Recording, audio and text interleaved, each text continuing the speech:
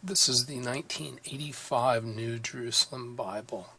It is 9.5 inches tall, 6 3/4 inches wide, and 1 7/8 inches thick. For comparison, I'm going to show it with the Didache Bible.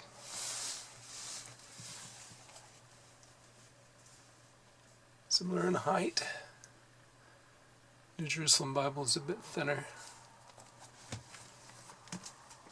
The New Jerusalem Bible that I have here is considerably smaller than the old original Jerusalem Bible hardback. This New Jerusalem Bible was also published in a hardback, which was roughly the same size as this. I had a copy of it, and it was a blue hardback, but I gave it to a friend of mine who was interested in Christianity back in the 1980s. So roughly the same height, same width, but not nearly as thick as the hardback. I have mine in a green book sock. It's actually a red volume. And just one more for the fun of it. Here is my Douay-Rheims Bible from P.J. Kennedy and Sons, which is quite a lot smaller in both height and width, and about the same thickness. The format, just as in the Old Jerusalem Bible, is a single column. You'll see that on all the pages. There's considerable formatting in terms of poetry here, but the prose is a column that's 111 millimeters wide and has about 82 characters per line. There are as many as 55 lines of text per page. Page dimensions are 235 millimeters tall and 155 millimeters wide. That's 9 1/4 inches tall, 6.1 inches wide. Characters appear to be fairly black if you look at them up close. So it's not a light gray. They actually do seem to be using black ink here. This is a book that was printed back in the 1980s, and as you would expect, the margins vary a bit. At the top, it's somewhere between 15 and 20 millimeters. At the bottom, it varies as well, but it's around 12. The inner can be as much as 17, and the outer is 24 to 27 millimeters. The font here in this text is just over 9 points when I compare it to Times New Roman. The line height is 3.7 millimeters, and that's equivalent to 10.4 points. And you can tell we do have considerably generous line spacing here, which is exactly what you want in a very wide single column. If the columns are narrow, it's not that important to have as much line spacing, but with very wide columns, you really do need it. It's just the way the human eye works. It needs space to be able to track the line all the way across the page. Verse numbers, as you see, are here in the gutter, both pages. Verses are separated by a dot in the text. So this is the beginning of verse 37 of Luke chapter 17. The text is not line matched. Let's see if we can see that here. It might be accidentally line matched here fairly well.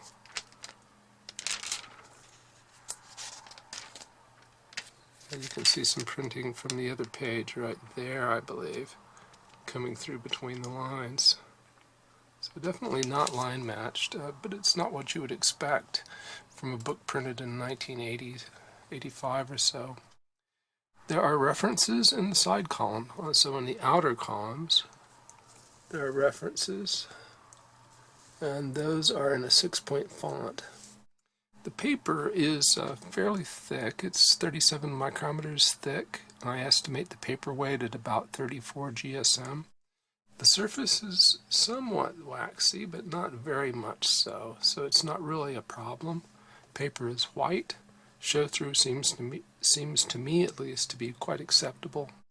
There is some print non-uniformity. Let me take you to a couple of pages I could show at the same time, give you a sense for that.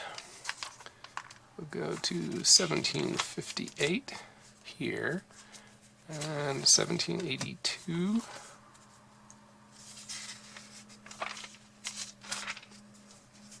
And put them side by side. And that gives you a sense. I think this is about as extreme as it gets.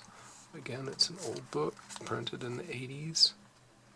Much darker on the left, lighter on the right. Both are usable, but I would really have preferred it if they could have printed it as dark as it is on the left everywhere. There are no separate book introductions as a general rule in this book. There is an introduction here to the Gospel of John, and then the next earliest introduction you would find is the introduction to the Synoptic Gospels. So there are introductions to groups of books, and these introductions are in about a 10-point font. Book titles, as you'll see here, are at the center top of the page.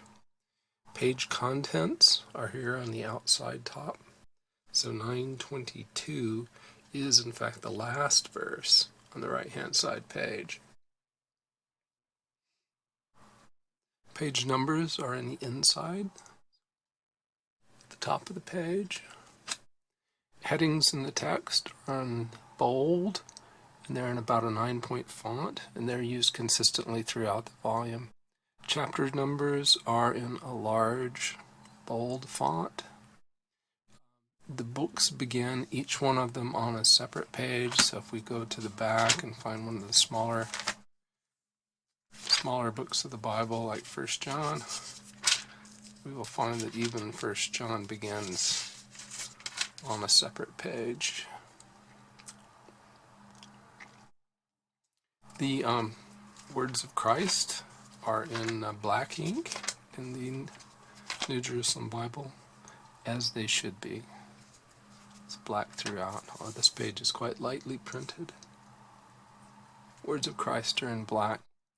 Words added for clarity that the translators add that are not represented by words in the original language, those are not in italics, but Old Testament passages quoted in the New Testament are in italics.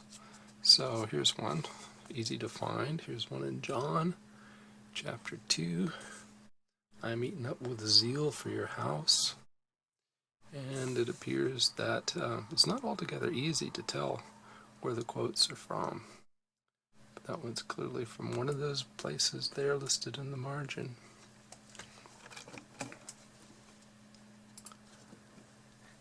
There are extensive notes.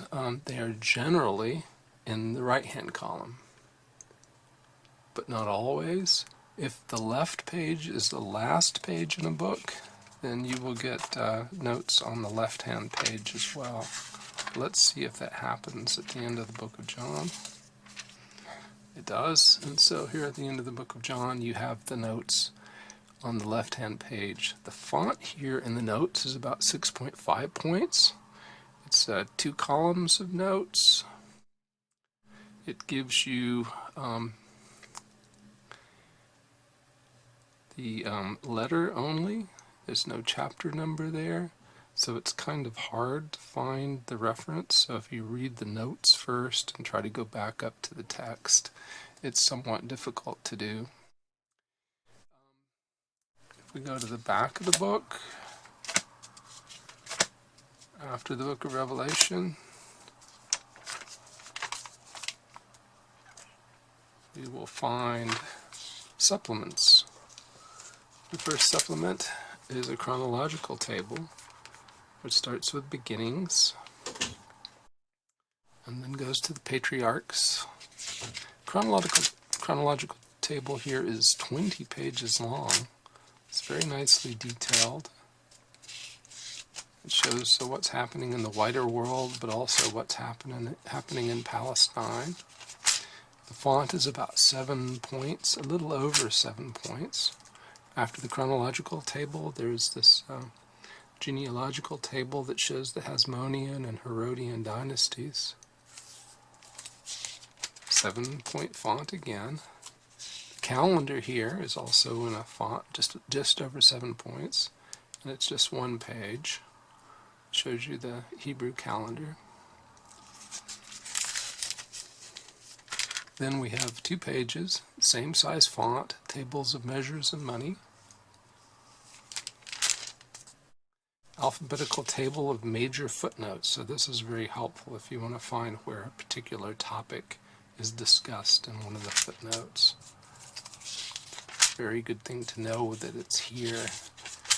Very helpful. After this table of major footnotes, getting close to the maps, getting close to the end, there is a 8-page index of persons. And it's also in a 9-point font. So it shows you the biblical passages where these different people appear. So Adam is mentioned, of course, in Genesis 1:26. After and this is in about a 9-point font here, the index of persons.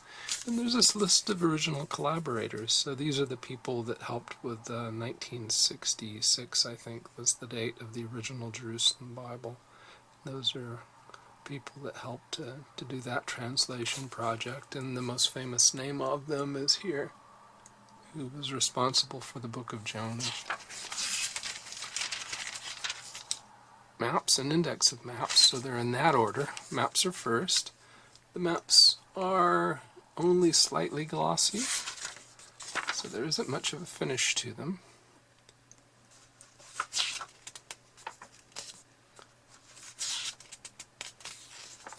Walking you through the maps now. Turns out there are 7 maps spanning 8 pages. The maps do not go into the gutter. In the maps here you can see the sewn stitching. It's definitely a sewn binding, and the book does lie flat, as you can see.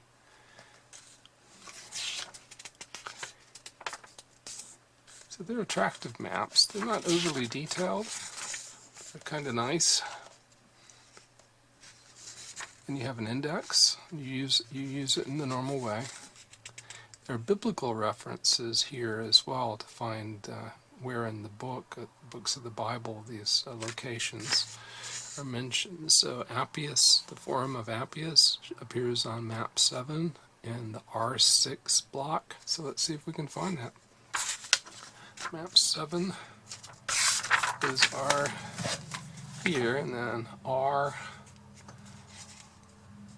and they said 6, so it's up in here. And there we see, just as predicted, the Forum of Appius,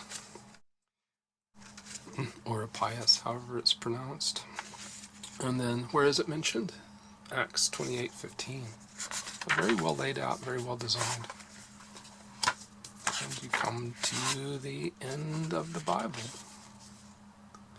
It's definitely a paced out down type design, and this is imitation leather. The book has one black ribbon marker. It's smooth and shiny on one side, and has a textured surface on the other. The ribbon marker is 9.5 millimeters wide, and it's 367 millimeters long. There are yellow and black head and tail bands. The edges are treated. I wouldn't call this a gilting, and I don't think it's faded over the years. This is the way I remember it pretty much out of the original wrapping. And as I said, the cover is imitation leather. We'll come back in a moment and we'll look in the front. On the front of the book is a very nice Jerusalem cross. I wonder if this would make a good opening for the video.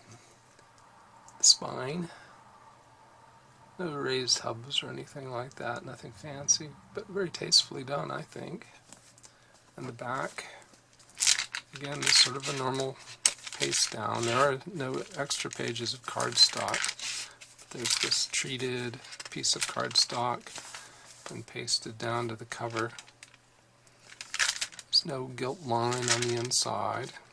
Second title page here, and then we're at the copyright page where we have the nihil obstat and the imprimatur, and an explanation that those do not mean that those who grant them agree with the contents.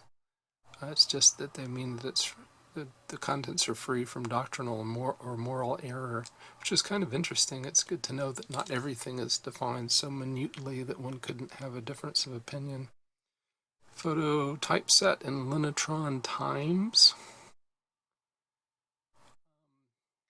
And here are the ISBNs. Mine, I think, is this one, although I'm not sure, but I think it's the thin paper edition with a black binding. I don't think it's deluxe, and it's certainly not leather. Here's the copyright data. Copyright 95 by Darton, Longman and Todd. That's the UK company, and then printed in the United States by Doubleday. Here's the editor's foreword, and they give the history. So I will move up slowly so you can pause the video and read this if you please. They do use Yahweh instead of the Lord as the name of God in the Old Testament. Old Testament is based on the Hebrew text. As in most Catholic Bibles, they don't actually give you an edition of the Old Testament Hebrew or the New Testament Greek that they follow, but they are translating from the original languages and not from the Latin. Contents, and you'll see that the deuterocanonical books are in their normal position in a Catholic Bible, interleaved with the Hebrew, the Jewish, and the Protestant canon of the Old Testament. Then the normal 27 books of the New Testament in the modern order of those books. The supplements that we just looked at, books of the Bible in alphabetical order, the alphabetical order of the abbreviations used here. And then we come to the preface.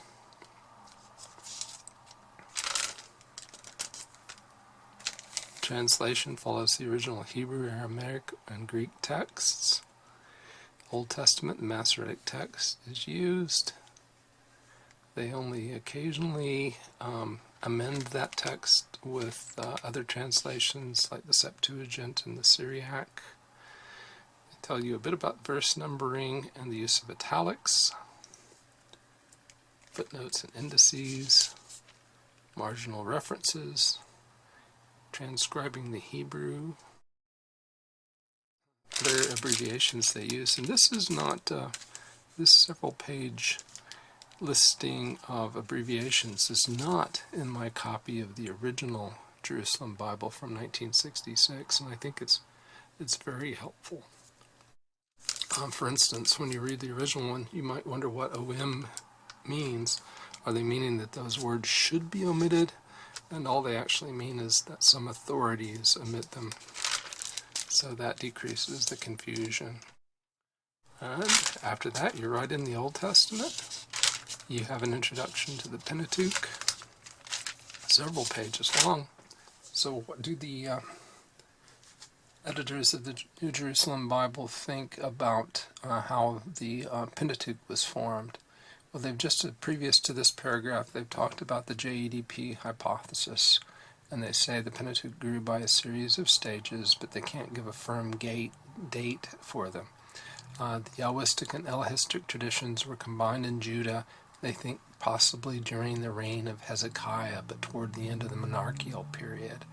And then, before the end of the exile, Deuteronomy was inserted, but between the end of Numbers and the commissioning of Joshua and the account of the death of Moses. The addition of the priestly tradition, or the intervention of the first priestly editors occurred after that. Whatever happened there, though, the law of Moses brought back from Babylon by Ezra seems to represent the whole Pentateuch. So they're saying that essentially it was formed gradually and was essentially completed by the return from the Babylonian captivity. Now we're in the introduction to the prophets. This is on page 1168 in the New Jerusalem Bible, talking about Isaiah. And they essentially are saying that the book which bears Isaiah's name is the result of a long process of composition, so no single person named Isaiah wrote it. And they talk here about some additions that his disciples may have been responsible for. And then down here in section 9, it says the book has received even weightier additions on linguistic grounds alone. Chapters 40 through 55 cannot be the work of the prophet of the 8th century. And on the opposite page, they talk about the songs of the servant. And one of those, of course, is the song of the servant at Isaiah 53, Lord, who has received our report, which is a prophecy of Christ. So what do they say about this? Towards the bottom of the page, they talk about how it seems likely that the servant is, in fact, an individual, a historical person. And on the following page, they give us what they think is the best option for who this individual is. You would think in a Christian Bible it might be, Jesus the Christ, Son of Mary. But this is what they say. The most attractive suggestion is to identify the servant with Isaiah himself, that is, this individual they're calling second Isaiah, the later prophet who appended these later chapters to the book, and to suppose that the 4th song was added after his death. This paragraph is from page 1177 in that same introduction to the prophets. This is on Daniel. And after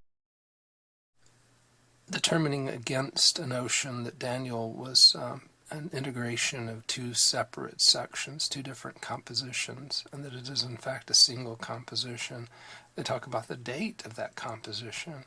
And they conclude that the book must have been written during the persecution under Antiochus Epiphanes and before his death.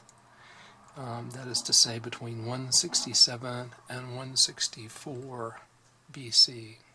Now, here we are looking at the note on Isaiah 7:14, which reads, "The Lord will give you a sign in any case. It is this: the young woman is with child and will give birth to a son whom she will call Emmanuel." And of course, the note you're looking at explains that the Hebrew word means either a young girl or a young recently married woman, so not necessarily a virgin.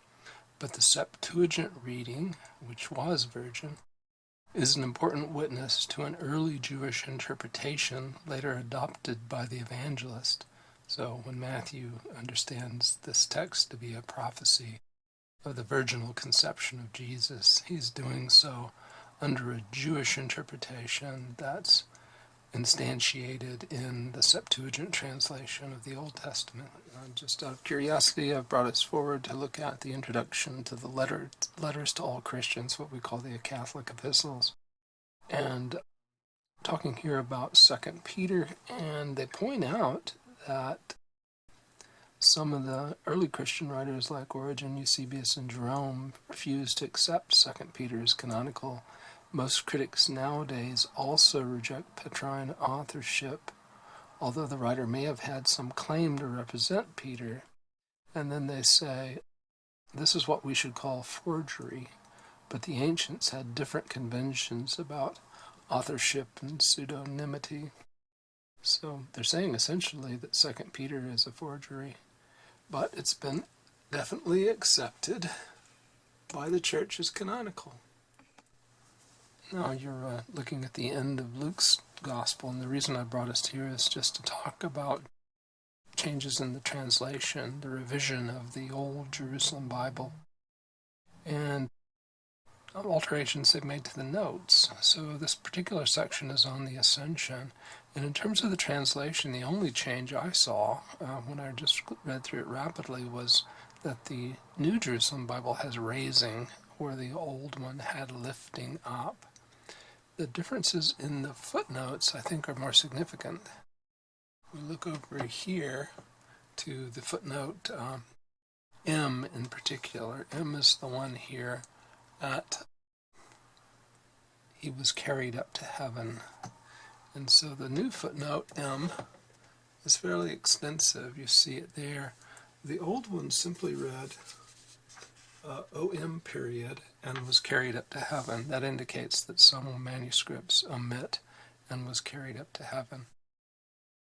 This one adds this additional information. The submission is made by good authorities in the Latin Western text and in other types of text, but is probably an attempt to avoid an ascension on the day of resurrection itself, which seems to clash with that of Acts 1, 3, and 9, 40 days later.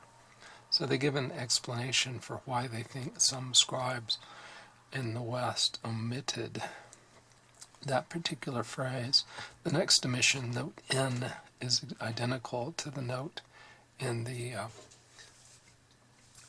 1966 Jerusalem Bible, as is that final note. Luke's Gospel ends where it began.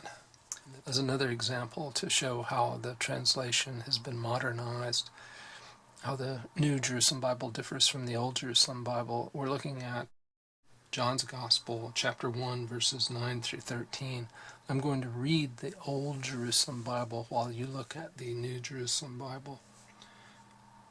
The Word was the true light that enlightens all men, and he was coming into the world. He was in the world that had its being through him, and the world did not know him.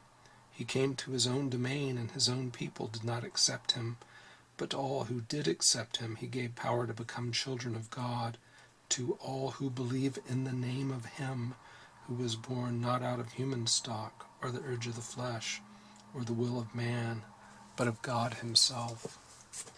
So let's take a look here at this particular change, what you heard me read, who believed in the name of him who was born. So this is now plural here in the New Jerusalem Bible, and it refers to those who are regenerated in the name of Jesus rather than Jesus' birth itself. So let's look at the note. This is note K to the right. I'll see if I can pan us over there rapidly. Zoom in a bit. And all this material at the top of note K is new. This was not in the original Jerusalem Bible. That has to do with how these terms are used in the book of Enoch to describe the birth of giants and the product of the angels with the daughters of men. There are strong arguments for reading the verb in the singular, who was born, which is the way the Jerusalem Bible did it, in which case it refers to Jesus' divine origin, not to the virgin birth. We will now do some typeface comparisons. I have the New Jerusalem Bible here on a stand, and we mentioned already that the line spacing is excellent. The tracking, I think, is quite good too. The book that I'm bringing in from the right is a hardback copy of the original Jerusalem Bible. So as you can see, the font seems very similar. The older book on the right, I think, was printed more darkly and evenly than the newer one on the left, but otherwise very, very similar. Now we have the Didache Bible on the right, and I think it's pretty clear that it's printed in a larger, bolder font. It also is self-pronouncing, at least it's showing accent marks, which the New Jerusalem Bible does not. Now I've switched things up a bit just because the book on the left has wider margins than the book on the right. The book on the left is the Nicholas King translation. It's made by a Jesuit priest in the UK named Nicholas King. And the book on the right is the New Jerusalem Bible from 1985. Here the New Jerusalem Bible is actually printed more darkly. Font size is quite similar. As a final comparison, I'm showing you the New Jerusalem Bible on the left and the CTS New Catholic Bible on the right. It's the compact edition of the New Catholic Bible on the right, so it has a 6-point font. It's essentially the Old Jerusalem Bible, but with Yahweh replaced by Lord, and with footnotes that seem rather similar to those of the Revised New Jerusalem Bible, which will be coming out in the Complete Bible this spring.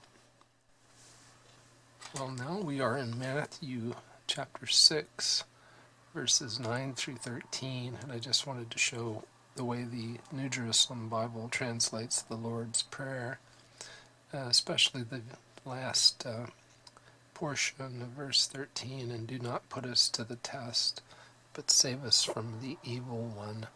Now this is the controversial passage that Pope Francis wants to change so that it reads something like, do not let us fall into temptation.